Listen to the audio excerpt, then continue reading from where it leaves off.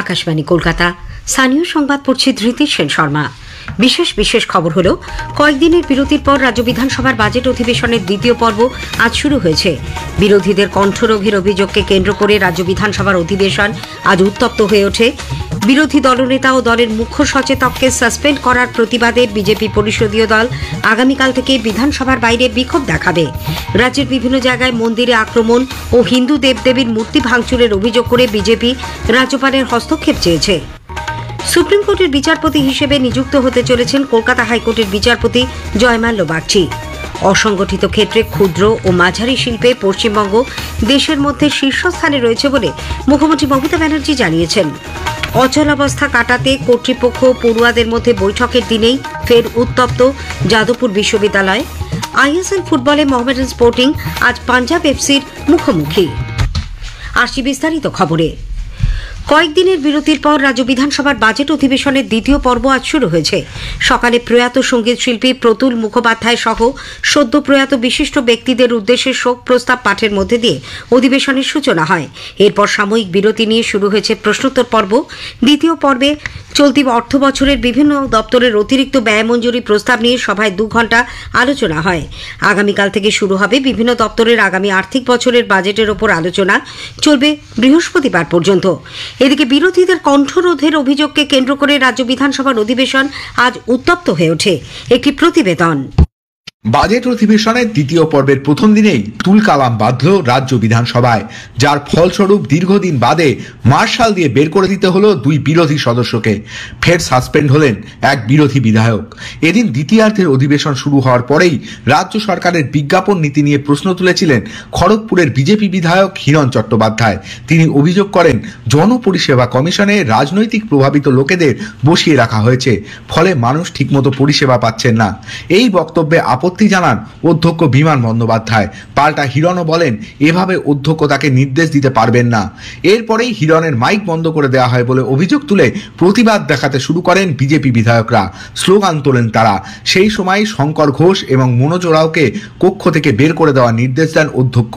2 সতীর্থকে অধিবেশন কক্ষ থেকে বের করে দেওয়ার প্রতিবাদে বিধানসভার কার্যবিবরণী ছিঁড়ে ফেলেন ফালাকাটার বিধায়ক দীপক বর্মন। তখনই অধ্যক্ষ তাকে সাসপেন্ড করেন। তিনি জানান, বিধানসভার বিধির 355 নম্বর ধারা অনুসারে অধ্যক্ষের সম্পর্কে করা এ ধরনের কাজকর্ম এবং মন্তব্য অপমানজনক এবং সংবিধান বিরোধী। সেই কারণেই সেগুলিকে রেকর্ড থেকে বাদ দেওয়ার সিদ্ধান্ত নেওয়া হয়েছে। পাশাপাশি এদিন বক্তব্য রাখতে গিয়ে রাজ্যের অর্থ প্রতিমন্ত্রী চন্দ্রিমা ভট্টাচার্যও বিজেপি বিধায়কদের অধিবেশন ছেড়ে বেরিয়ে যাওয়ার কড়া সমালোচনা করেন। তার বক্তব্য, প্রত্যেকেরই একটি সীমার মধ্যে থাকা উচিত, এমন কিছু বলা বা করা উচিত নয় যা বিধায়ক হিসেবে অসম্মানজনক। যদিও বিরোধীরা একে বিধানসভায় কণ্ঠরোধের প্রয়াস বলে দাবি করে অধ্যক্ষের বিরুদ্ধে লাগাতার আন্দোলনের কর্মসূচি ঘোষণা করেছেন। সুমনদের সঙ্গে অভিরূপ ভট্টাচার্য, আকাশবাণী সংবাদ, কলকাতা। উল্লেখ্য, এর আগে বাজেট অধিবেশনের প্রথম পর্বে বিরোধী দলনেতা শুভেন্দু অধিকারীকে সাসপেন্ড করেছিলেন অধ্যক্ষ বিমান বন্দ্যোপাধ্যায়। এদিকে বিরোধী দলনেতা ও দলের মুখ্য সচেতককে সাসপেন্ড করার প্রতিবাদে বিজেপি পরিষদীয় দল আগামীকাল থেকে বিধানসভার বাইরে বিক্ষোভ দেখাবে। বিরোধী দলনেতা শুভেন্দু অধিকারী আজ এক সাংবাদিক বৈঠকে জানিয়েছেন, বিধানসভার প্রবেশ পথে প্রতিদিন দুপুর 1টা থেকে 3টে পর্যন্ত ধর্ণা দেওয়া হবে। পাশাপাশি অধ্যক্ষের অগণতান্ত্রিক আচরণ এবং কণ্ঠরোধের চেষ্টার প্রতিবাদে 19 তারিখ বারুইপুরে বিজেপি বিধায়করা পথে নেমে বিক্ষোভ দেখাবেন। তিনি আরও বলেন, বিরোধী দলনেতা ও মুখ্য সচেতককে সাসপেন্ড করার কারণে অধ্যক্ষের কাছে পরিষদীয় দলের বক্তাদের নামের তালিকা জমা দেওয়া সম্ভব নয়। এখানে সনাতনী হিন্দু বিধায়করা এবং জনজাতি বিধায়ক মনোজ ওরাও, রাজবংশী বিধায়ক দীপক বর্মন, তারা আক্রান্ত। দীপক বর্মন অত্যন্ত ভদ্র, নম্র, বিনয়ী একজন প্রধান শিক্ষক, রাজবংশী সমাজের অত্যন্ত শ্রদ্ধেয় নেতা। তার সঙ্গে যে আচরণ করেছে উত্তরবঙ্গের রাজবংশী সমাজ সময় মতো তার যোগ্য জবাব দেবে। বাকি বিধায়করা আগামীকাল রাজ্যের বিভিন্ন জায়গায় মন্দিরে আক্রমণ, হিন্দু দেবদেবীদের মূর্তির ভাঙচুরের অভিযোগে মুখ্যমন্ত্রীর বিবৃতির দাবি জানাবে এবং মুলতবি প্রস্তাব আনবে বলেও বিরোধী দলনেতা জানিয়েছেন। রাজ্যের বিভিন্ন জায়গায় মন্দিরে আক্রমণ ও হিন্দু দেবদেবীর মূর্তি ভাঙচুরের অভিযোগ করে বিজেপি রাজ্যপালেরও হস্তক্ষেপ চেয়েছে। শুভেন্দু অধিকারীর নেতৃত্বে পরিষদীয় দল আজ বিধানসভা থেকে রাজভবন পর্যন্ত এই ঘটনার প্রতিবাদে মিছিল করে। রাজ্যপালের অনুপস্থিতিতে তারা ওএসডির কাছে স্মারকলিপি জমা দেন।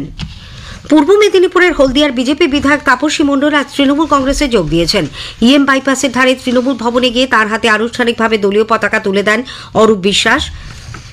এই বিষয়ে প্রশ্নের উত্তরে বিরোধী দলনেতা শুভেন্দু অধিকারী জানিয়েছেন, রাজ্যে আগামী বছর বিধানসভা নির্বাচন রয়েছে, তাই কোনো বিধায়ক জেলা সভাপতি পদে থাকতে পারবেন না বলে বিজেপির শীর্ষ নেতৃত্ব নির্দেশ দিয়েছে। জেলা সভাপতি পদে থাকতে পারবেন না বলেই তাপসী মণ্ডল তৃণমূল কংগ্রেসে যোগ দিয়েছেন। অন্যদিকে তাপসী মণ্ডল সাংবাদিকদের প্রশ্নের উত্তরে জানান, আমার পক্ষে মেনে নেওয়া কঠিন থেকে কঠিনতর হচ্ছিল। বিভিন্নভাবে তার প্রতিবাদ করার পরেও তার কোনো পরিবর্তন হয়নি এবং সেভাবেই বাংলার মাটিতে বিভাজনের রাজনীতি চলছে। তাই এই প্রগতিশীল বাংলাকে রক্ষা করতে মাননীয় মুখ্যমন্ত্রী মমতা ব্যানার্জির সঙ্গে আমি যুক্ত হলাম।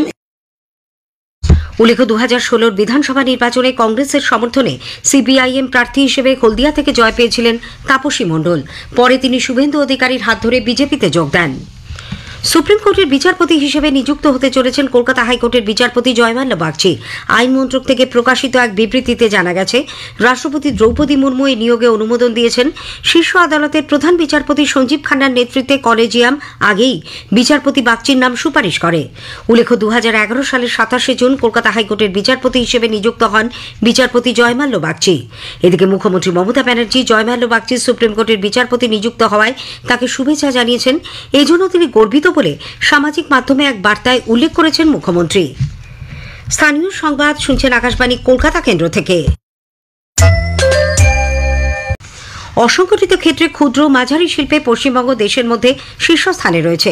মুখ্যমন্ত্রী মমতা ব্যানার্জি আজ নিজের এক্স হ্যান্ডেলে জাতীয় সমীক্ষার বার্ষিক রিপোর্টের কথা উল্লেখ করে একথা জানিয়েছেন।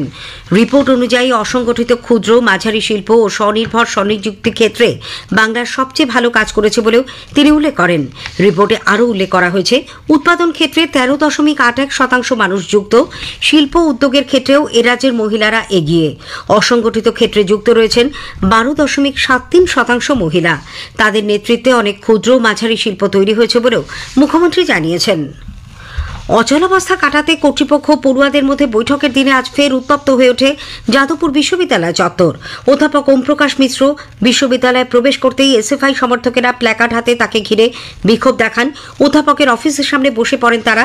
ক্যাম্পাসে পুলিশ মোতায়েন থাকা নিয়ে আপত্তি জানান তারা। পরে ওমপ্রকাশ মিশ্র বলেন, তোমরা প্রতিবাদ করেছো, খুব ভালো কথা। এই প্রতিবাদটা বিভাগীয় প্রধানকে করো, এই প্রতিবাদটা জায়গাটা ভাইস চ্যান্সেলরের কাছে রাখো, এটা রেজিস্ট্রারকে জানাও, এটা পুলিশকে জানাও, এটা হাইকোর্টকে জানাও। মোর দেন 3 ডিকেডস অনেক দৌরাত্ম দেখেছি, কিন্তু বিশ্ববিদ্যালয়ে প্রবেশ করতে দেব না এই ধরনের কোনো মানসিকতা যাদবপুর বিশ্ববিদ্যালয় অ্যাকসেপ্ট করে না, বাংলার মানুষও অ্যাকসেপ্ট করে না। এদিকে বাম ছাত্র সংগঠন এসএফআই যাদবপুর বিশ্ববিদ্যালয়ে আজ পুলিশি প্রবেশের নিন্দা করে অবিলম্বে ঘটনার বিবৃতি দাবি করেছে। যাদবপুর বিশ্ববিদ্যালয় ক্যাম্পাসে পুলিশ বাহিনী প্রবেশ করার ঘটনায় all Bengal university teachers association আবুটার পক্ষ থেকেও তীব্র নিন্দা করা হয়েছে। বিশ্ববিদ্যালয় কর্তৃপক্ষের সঙ্গে আজ বৈঠকে এসএফআই, এআইডিএসও সহ বেশ কিছু সংগঠন তাদের বক্তব্য কর্তৃপক্ষকে জানালেও কয়েকটি সংগঠন এখনও নিজেদের মধ্যে আলোচনা চালিয়ে যাচ্ছে বলে জানা গেছে। জাল ওষুধের রমরমা কারবারের প্রতিবাদে প্রদেশ কংগ্রেস আজ মধ্য কলকাতার পোদ্দারকোট এলাকায় ড্রাগ কন্ট্রোল কার্যালয়ের সামনে বিক্ষোভ কর্মসূচি পালন করে। প্রদেশ কংগ্রেস সভাপতি শুভঙ্কর সরকারের নেতৃত্বে প্রতিবাদ কর্মসূচিতে অংশ নেন দলের অন্যান্য নেতৃবৃন্দ এবং কর্মী সমর্থকেরা।